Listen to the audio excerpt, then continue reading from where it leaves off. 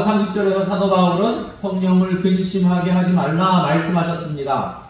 이 말씀의 전제 조건은 성령님께서 우리 안에 계시다는 것입니다. 우리 안에 계시는 성령님께서 우리가 바르게 살지 못할 때, 우리가 진리에 따라 살지 않을 때 슬퍼하시고 고통스러워 하신다는 것입니다. 아직도 옛사람을 벗어버리지 못하고 유혹의 욕심을 따라 썩어져가는 구습을 쫓는 우리의 모습을 보고 성령님은 근심하신다는 것입니다. 오직 심령을 새롭게 되어 하나님을 따라 의와 진리의 거룩함으로 지으심을 받은 새 사람을 입으라고 하셨는데, 그렇게 하지 못하는 우리의 모습을 보시고 성령 하나님께서 슬퍼하신다는 것입니다. 그리고 성령을 근심하게 하지 않기 위해 행해야 할 몇 가지 이 행동 규범을 정리해서 오늘 말씀 속에서 우리에게 증거하고 있습니다. 마치 군대나 혹은 어디 수련회나 우리가 기도원 같은 데 입소했을 때 지켜야 할 생활 규범이 있듯이, 그런 것을 그리스도인 된 자로서 마땅히 지켜야 할 규범에 대해서 오늘 말씀이 증거하고 있는데, 첫 번째는 반드시 버려야 할 것이 있음을 우리에게 증거하고 있습니다. 31절 말씀에 너희는 모든 악독과 노함과 분냄과 떠드는 것과 비방하는 것을 모두 악의와 함께 버리고, 이것이 온전한 그리스도인이 되기 위해서 반드시 버려야 할 것들이라는 것입니다. 열거되고 있는 목록들을 주의 깊게 살펴보면 악독, 노함, 분냄, 떠드는 것, 비방하는 것 등 모든 악의는 주로 어떤 때 생겨나는 것들입니까?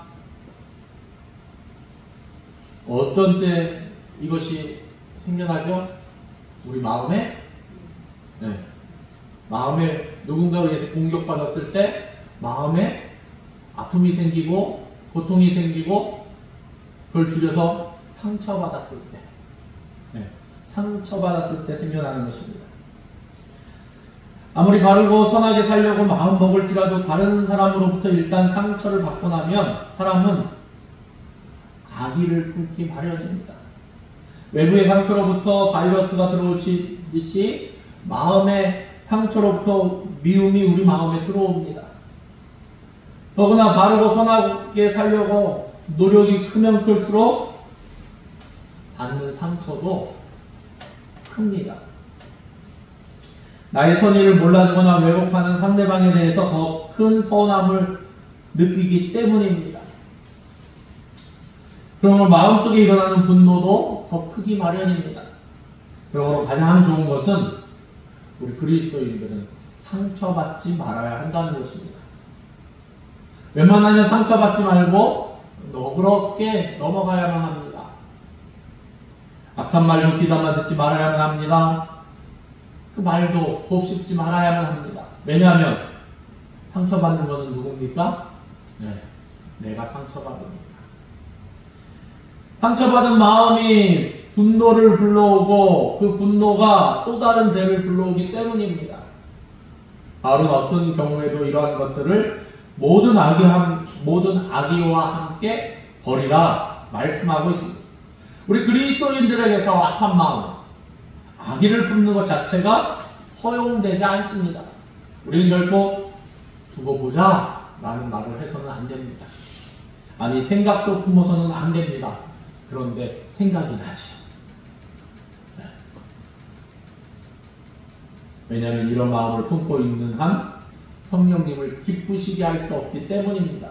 사실은 이것도 어려운 일입니다만 오늘 말씀은 여기서 더 나아갈 것을, 더 발전할 것을 우리에게 요청하고 있습니다. 그래서 둘째로 반드시 시행해야 할 것이 있다는 것입니다. 그래서 32절 말씀에 서로 친절하게 하며 불쌍히 여기며 서로 용납하기를 하나님이 그리스도 안에서 너희를 용서하신과 같이 하라.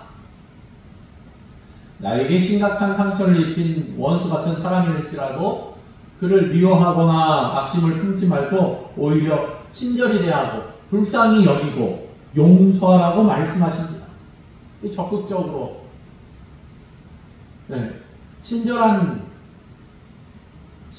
해야 할 때, 그리고 용납할 때, 용서할 때 적극적으로 해야 합니다. 정말 쉽진 않습니다. 감당하기 어렵습니다. 왜? 상처받은 마음이 있을 때는 아픈데 그것을 갖다가 아픔을 표현할 때는 31절에 나와 있는 모든 것이 다 등장할 수 있는데, 그런데 그 아픔, 상처를 받지 말고 친절하고 불쌍히 여기고 용서하는 것이 쉽지 않습니다. 어떻게 그럴 수 있습니까? 우리의 본성으로는 불가능합니다. 인간 본성으로는 어렵습니다. 아니, 안 됩니다. 아주 오래전에 영국 여왕이 아일랜드를 방문하는 역사적인 일이 있었습니다. 100년 만에 방문이라고 아주 떠들썩하게 글쎄 나온 적이 있습니다. 1921년 영국으로부터 독립한 아일랜드는 과거사의 앙금이 이어지는 가운데 영국에 속해 있는 북아일랜드 독립 문제를 놓고 영국과 오랜 대립관계에 이어왔습니다. 북아일랜드에서는 영국으로부터 독립을 주장하는 구교 세력과 영국 잔류를 요구하는 신교 세력의 투쟁이 극심했습니다. 그리고 지난 1998년 평화협정이 체결되기 전까지는 무장 유혈 투쟁이 벌어졌습니다. 지금도 이 북아일랜드 수도 헬파스트에는 카톨릭 구역, 개신교 구역이 나누어져 콘크리트 장벽이 있다고 합니다. 그 근처에는 바비샌드라는 반영 조직의 이 단식 투쟁자 동상이 서 있는데 거기에 이런 글이 쓰여 있다고 합니다. 우리의 복수는 우리 아이들의 웃음이다. 그리고 그런 생각들이 오늘날까지 이 카톨릭 신자와 개신교 신자가 서로 적대시하여 도시를 갈라놓고 군인들이 지키지 않으면 안 되는 상황까지 되었던 것입니다. 그러나 이것은 인간의 본성입니다. 인간의 본성만으로는 완전한 용서가 어렵다는 것입니다. 우리나라도 마찬가지 아닙니까? 1974년 이우락 중앙정보부장이 평양을 방문하고 갔다 와서 김일성을 만나고 와서 남북 공동 선언을 할 때 사람들은 생각했습니다. 야, 통일이 바로 발 앞에 있구나. 눈앞에 있구나. 뭔가 변화되겠구나. 통일되나 보다. 왜냐하면 그 전까지 어땠습니까? 서로 비방하고 서로 간첩들 보내고 무장 게릴라 보내고 휴전선에서 교전이 있었고 알려지지 않은 그러한 여러 가지 일들이 있었습니다. 서로 적대 관계를 일삼고 비방하고. 근데 남북 공동 선언을 통해서 서로 비방하지 말자. 그게 골자였습니다. 그러나 인간의 본성은 그렇지가 않습니다. 인간의 본성만으로는 완전한 용서가 어렵다는 것입니다. 그래서 오늘 말씀에서 제시하는 것이 무엇입니까? 32절에 서로 친절하게 하며 불쌍히 여기며 서로 용서하기를 하나님이 그리스도 안에서 너희를 용서하신 것 같이 하라. 바로 하나님의 용서를 생각하라는 말씀입니다. 그렇습니다. 이것이 바로 비결입니다. 우리 힘으로는 도저히 우리에게 상처를 입힌 그 사람을 용서할 수 없습니다. 하지만 우리가 하나님으로부터 받은 용서를 생각해 보시기 바랍니다. 로마서 5장 7절 8절 말씀에 보면 의인을 위하여 죽는 자가 쉽지 않고 선인을 위하여 용감히 죽는 자가 혹 있거니와 우리가 아직 죄인 되었을 때 그리스도께서 우리를 위하여 죽으심으로 하나님께서 우리에 대한 자기의 사랑을 확증하셨느니라 말씀하고 있습니다. 우리 주님의 사랑은 우리가 아직 개인되었을 때, 곧 하나님과 원수된 상태에 있을 때 이루어진 것입니다. 우리가 마땅히 받아야 할 사랑을 받은 것이 아닙니다. 마땅히 받아야 할 용서를 받은 것이 아닙니다. 자격이 없지만 하나님의 사랑과 그리스도의 희생으로 받은 은혜입니다. 그 은혜를 깊이 깨닫고 묵상할 때 우리 안에 용서의 능력이 생겨나는 것입니다. 어떻게 보면 흉내내는 것이죠. 어린아이가 부모를 따라보고 흉내내듯이 어린아이들이 쓰는 말들이 다 누구에게 배웁니까? 99.99%는 부모에게서 배웁니다. 네. 요즘은 미디어가 발달해서 스마트폰 켜놓고 스마트폰한테 배우는지 모르겠지만 그래도 90% 이상은 부모님께 배웁니다. 성경에 보면 어떻습니까? 1만 달란트 빚진 자가 그 탕감을 받고 돌아서서 그 은혜를 잊을 때 어떤 결과가 오는가 생각해보면 결국 그 탕감받은 그 1만 달란트를 다 갚기까지 탕감받았는데 자기는 탕감해주지 못해서 결국 다 갚기까지 감옥에 갇혀야 했습니다. 우리가 하나님께 1만 달란트보다 더 값진 빚을 탕감받았습니다. 그런데 우리에게 다른 사람이 저지른 잘못을 용서하지 않는다면 용서받은 자의 도리가 아닙니다. 예수님은 심지어 누구까지 사랑하라고 말씀하셨습니까? 원수까지 사랑하라. 아마 원수를 사랑하지 않을 것 같으니까 예수님께서 이렇게 말씀하신 것 같아요. 원수까지 사랑하라. 단지 말씀으로만 가르친 것이 아니라 친히 몸으로 가르쳐 주셨습니다. 예수님의 재판과 처형 과정에서 대제사장과 바리새인들의 무고한 고발, 빌라도 총독의 정의롭지 못한 판결, 군병들의 모욕적인 조롱과 학대 등 원망스럽고 저주스러운 것들이 어디 한두 개였겠습니까? 그러나 예수님은 십자가에 달려 죽어가면서 아버지 그들을 사하여 주옵소서 그들이 하는 것을 알지 못합니다. 하나님께 기도하셨습니다. 예수님은 억울하게 죽어가면서 하나님께 그들의 용서를 위하여 기도하셨습니다. 주님이 말씀하신 용서란 무엇입니까? 용서는 무작정 잊어버리고 가해자를 신뢰하는 것이 아닙니다. 무작정 잊어버리고 이 가해자를 신뢰했다간 똑같은 피해를 입을 수 있기 때문입니다.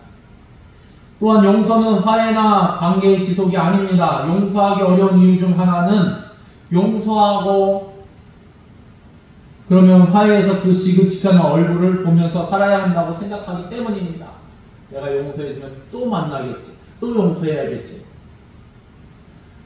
이 폭행을 일삼던 남편과 이혼한 후에 그 전 남편을 용서했다고 해서 그 전 남편과 다시 만나야 되는 것은 아닙니다. 용서는 화해가 아닙니다. 화해는 상호간의 일이지만 용서는 피해자의 일방적인 일입니다.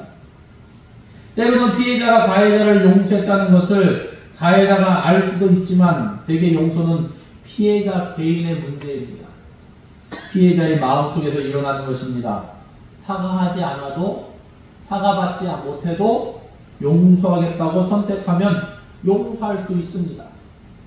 자기에게 피해를 입힌 자를 원망하지 않겠다고 선택하는 것입니다. 용서는 가해자를 보고 미워하고 분노하고 복수하지 않겠다고 생각하는 것입니다. 가해자로 인해서 자신의 현재 삶이 매우 뒤틀러지고 매우 고통스럽고 회복하기 어려운 피해를 입었지만 그에게 복수하지 않기로 선택하는 것입니다. 용서는 사람과 그의 행위를 구분하는 데서 나옵니다. 우리말에 죄가 밉기 사람이 밉냐는 말이 있습니다. 죄는 미워하되 사람을 미워하지 말라는 말입니다. 죄의 행위는 그 행위를 한 사람이 믿지 않을 리가 없지만 용서를 위해서 구분하면 훨씬 더 용서하기가 쉬워집니다. 왜 하나님은, 왜 예수님은, 왜 성경의 사도들은 그렇게 어려운 용서를 하라고 명령하고 있는 것입니까? 야고보서나 오늘 에베소서를 보고 있지만 갈라디아서나 로마서나 다 용서를 말씀하고 있습니다. 그래서 어떻게 보면은 제가 말씀을 전합니다만 지지난주에 저번 달에 때로는 겹치는 부분들이 많이 있습니다. 성경은 왜 반복적으로 우리에게 계속해서 용서할 것을 말씀하고 있는 것입니까? 우리를 진정으로 사랑하시기 때문입니다. 우리가 다른 사람을 용서할 때 하나님의 용서가 우리에게 현실이 되고 우리의 삶이 새롭게 됩니다. 먼저 용서는 자신의 마음의 평화와 자유를 가져옵니다. 용서하지 않은 사람은 늘 원망과 분노와 복수심에 사로잡혀 있습니다. 진정한 평안을 누리지 못합니다. 아니, 겉으로는 평온한 것처럼 보이는데 실상 속에서는 부글부글 계속해서 끓고 있습니다. 그러므로 용서하지 않는 사람들에게는 용서하지 않음으로써 오는 수많은 질병들이 있는 경우가 허다합니다.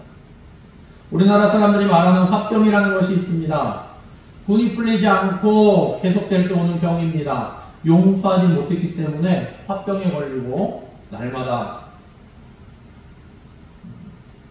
어떤 이들은 술에 의존해서 세월을 보내면서 죽어가는 것입니다. 그러나 용서한 사람은 마음의 평화를 갖고 새롭게 인생을 출발할 수 있습니다. 과거의 사슬을 끊고 미래를 향해서 나아갑니다. 용서한 사람만이 자유하고 평화롭습니다. 용서는 자신의 마음에 평화를 주고 자신에게 자유를 주고 자신에게 새로운 삶의 길을 열어줍니다. 사랑하는 성도 여러분, 오늘 말씀은 우리에게 분명히 버릴 것을 말씀하고 있습니다. 악독과 노함과 분냄과 떠드는 것, 비방하는 것 등 모든 악의를 함께 버리십시오. 오직 성령 안에서 친절하게 하고 불쌍히 여기고 용서하심으로 성령님을 기쁘시게 하고 주님 안에서 참 자유를 누리시는 여러분 되시기를 예수님의 이름으로 축원합니다. 기도하겠습니다. 하나님 감사합니다. 우리가 버려야 할 것이 있고 또 해내야 할 것들이 있는데 하나님, 우리의 감정, 이 썩어 문드러진 감정, 상처받은 감정 버려야 되는데 그것이 나를 아프게 하고 나를 고통스럽게 하고 나를 짓이기고 찢고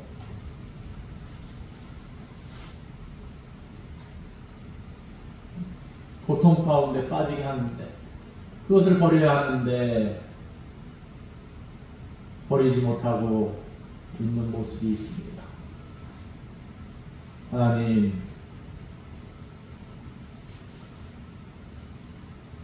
나를 아프게 공격하는 상처를 준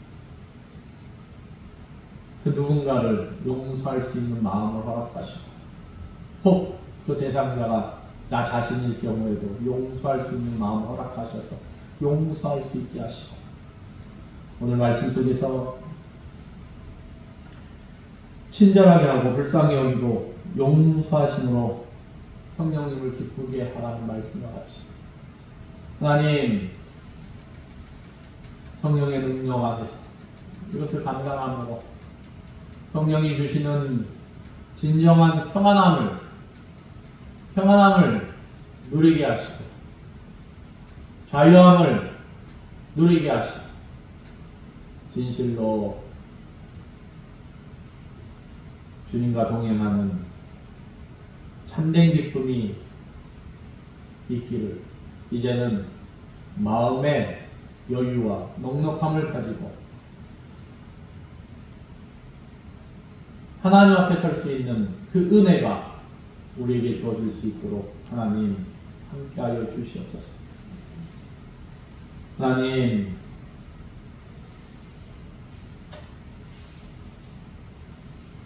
나는 용서할 수 없지만 주님이 용서하심으로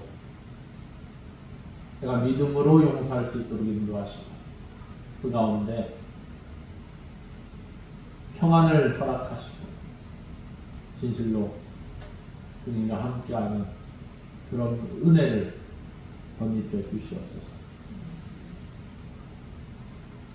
우리의 사정과 형편을 아시는 주님께서 작은 부분까지라도 간섭하시고 우리를 다듬어 주시고 또 한 단계 더 예수님을 닮아갈 수 있도록 인도하여 주실 것들을 간구하며 예수님의 이름으로 기도드립니다. 아멘.